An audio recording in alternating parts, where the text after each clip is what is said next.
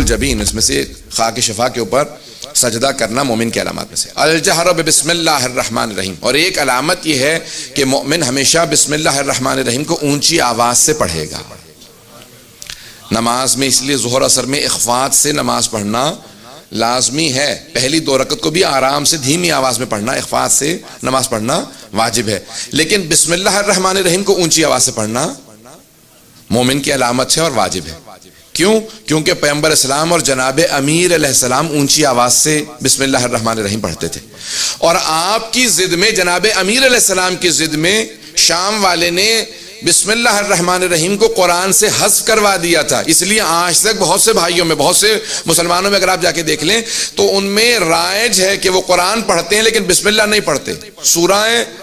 فاتحہ کے بعد کوئی بھی سورہ پڑھیں گے اس میں بسم اللہ نہیں پڑھیں گے، کیونکہ شام والوں نے اتنی جناب امیر کی عداوت میں قرآن کے اندر کوشش کی کہ رد و بدل کیا جائے کہ شہید ثقیف کہتے ہیں سب سے بڑے دشمن علی کا نام معاویہ، سب سے بڑی جس نے عداوت رکھی کہ اس نے ہر شے کو تبدیل کیا، اور سب سے بڑا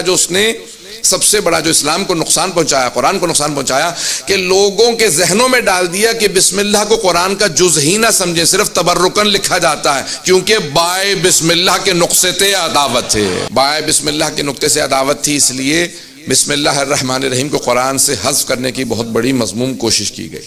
اور اس نے باقاعدہ اپنی حکومت کی طرف سے بہت بڑے بڑے صحابہ کو پیسے دیے کہ اس پہ ایک حدیث گھڑ دو، پیغمبر اسلام سے منسوب کر دو، میں اس کے لیے باقاعدہ پیسے دوں گا۔ عزیزان گرامی، تو اس لیے علامت ہے مومن کی کہ بسم اللہ الرحمن الرحیم کو اونچی آواز سے پڑھے گا، ہمیشہ اس کو عادت بنا لے کہ بسم اللہ الرحمن الرحیم مومن ہمیشہ اونچی آواز سے پڑھے، چاہے نماز میں ہو چاہے باہر ہو، کیونکہ عداوت تھی بہت سے جناب امیر کے دشمنوں کو۔ چھٹے امام سے ایک مرتبہ ایک آدمی نے کہا یا امیر المؤمنین، تو مولا نے کہا کہ آج تو تم نے کہہ لیا، آئندہ مت دہرانا۔ کہا کہ مولا کیوں؟ کیا آپ مومنوں کے امیر نہیں ہیں؟ کہا کیونکہ ہمارے جد کی عداوت میں بہت سو نے امیر کہلانا شروع کر دیا تھا، اس لیے سارے اماموں نے 11 کے 11 اماموں نے فیصلہ یہ کیا کہ جب بھی امیر المؤمنین کہا جائے تو علی ابن ابی طالب کو مراد لیا جائے۔ تو کہا اس لیے سب نے فیصلہ کیا کہ جب بھی امیر المؤمنین کہیں تو مراد جناب امیر علیہ السلام کو لیا جائے، اور کوئی بھی ہم میں سے امیر المؤمنین نہیں کہلاتا۔ ہمارے ہاں بہت سے میں نے دیکھا کہ شیعہ بھی بعض اوقات نام لیتے ہوئے کہہ جاتے ہیں امیر فلاں امیر فلاں۔ اس بات کو کریکشن کر لیں کہ ہمارے ہاں امیر صرف ایک ہیں، اور وہ ہیں جناب علی ابن ابی طالب علیہ السلام۔ انہوں نے جو اپنے نام کے ساتھ رائج کیا تھا اس کو بھی ہمارے لیے دہرانا جائز نہیں ہے۔ اس کو یہ نہ کہیں کہ نہیں ان کی وجہ سے کہہ رہا ہوں، وہ لوگ اپنے ناموں کے ساتھ لگاتے تھے یا وہ لوگ کہتے ہیں کہ ان کو کہہ دینا چاہیے، نہیں، کسی کو نہیں کہہ سکتے۔ ائمہ نے منع کیا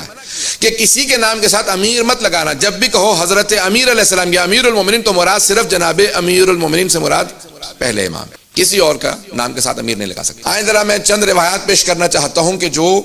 جناب امیر کی عداوت میں ان کے دشمنوں نے رائج کی، سنیں گے اس موضوع کو۔ عزیزان گرامی، یہاں تک کہ اس نے بہت سے لوگوں کو، صحابہ کو پیسے دیے، کہا کہ یہ احادیث اس مضمون کے متعلق جناب امیر کے ضد میں، ان کی رد میں احادیث گھڑ دیں، بسم اللہ الرحمن الرحیم جز نہیں۔ اچھا، اور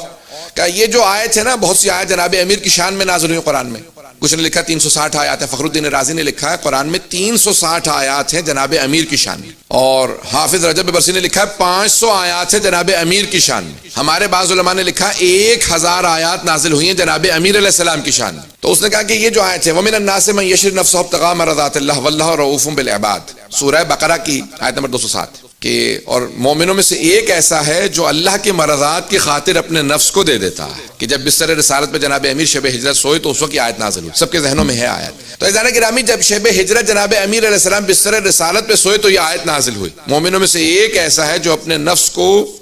اللہ سے تجارت کرتا ہے، اللہ کی مرضات کی خاطر اللہ کی مرضیوں کو حاصل کرتا ہے اور اپنے نفس کو دے دیتا۔ تو اس نے باقاعدہ معاویہ نے پیسے دیے، اور ایک آدمی نے باقاعدہ حدیث گھڑی اور کہا کہ یہ علی کی شان میں آیت نازل نہیں ہوئی، بلکہ یہ عبد الرحمن ابن ملجم